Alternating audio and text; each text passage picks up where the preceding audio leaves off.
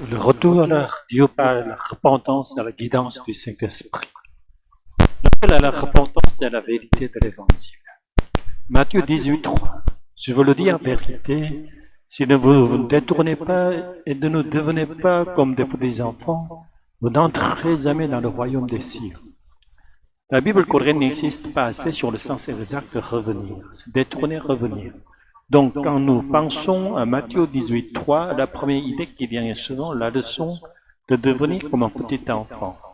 Cependant, revenir signifie en réalité la repentance, l'élément central du christianisme. De plus, quand Jésus veut souligner une parole particulièrement importante, il ajoute l'introduction « Je vous le dis en vérité ». Ainsi, cette parole est essentielle pour notre salut. Dans l'Ancien Testament aussi, se tourner vers Dieu était considéré comme une vraie repentance, et le Nouveau Testament confirme la même vérité. La repentance n'est pas simplement un regret, c'est un acte concret de retour vers Dieu. La véritable repentance est possible seulement par la grâce de Dieu. Nous pouvons éprouver du regret, mais ce n'est que par le pouvoir de Dieu que nous sommes véritablement ramenés vers Dieu. L'impossibilité de la repentance avant le sacrifice de Christ. Même dans l'Ancien Testament, les gens croyaient que voir Dieu en personne signifiait la mort instantanée à cause du péché. Ainsi, seul le grand prêtre pouvait entrer dans le Saint des Saints une fois par an en aspergeant le sang d'un animal expiatoire pour rencontrer Dieu.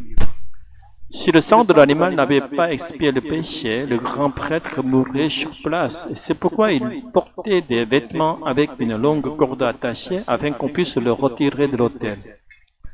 Avec cette perception qui pouvait vraiment se tourner vers Dieu, la véritable repentance était impossible avant la venue de Jésus. Grâce au sang de Jésus, nos péchés ont été complètement lavés et maintenant nous pouvons nous tourner vers Dieu sans crainte de la mort. Bien sûr, Dieu avait déjà pardonné nos péchés dans son cœur, mais ignorant l'Évangile, l'homme pourrait mourir de peur en se tenant devant Dieu.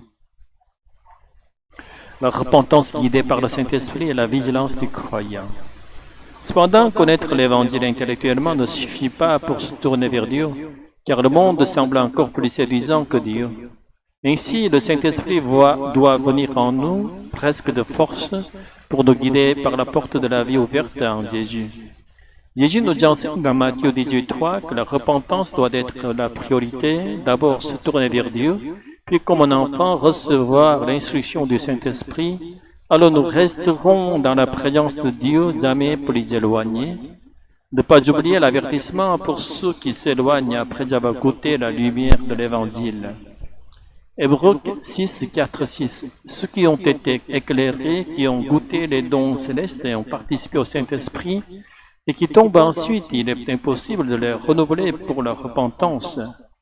Mais nous ne sommes plus des enfants naïfs. Nous quitterons encore Jésus pour préférer le monde. À chaque fois, le Saint-Esprit doit nous guider pour revenir à Jésus. L'avertissement de Hébreux 6 concerne les chutés, mais c'est aussi un avertissement pour nous tous. Car la chute, c'est préférer le monde à Jésus. Enfin, Hébreux 6, 9 nous encourage. Dieu nous rappelle que nous ne perdrons pas le salut, car le Saint-Esprit habite en nous. C'est pourquoi Jésus, après sa résurrection, nous a envoyé le Saint-Esprit, ce qui est plus avantageux que sa présence physique. N'oublions jamais cette grâce du Saint-Esprit, vivons toujours dans la gratitude de cette grâce. Ce dimanche après-midi, au nom de notre Seigneur Jésus-Christ. Amen.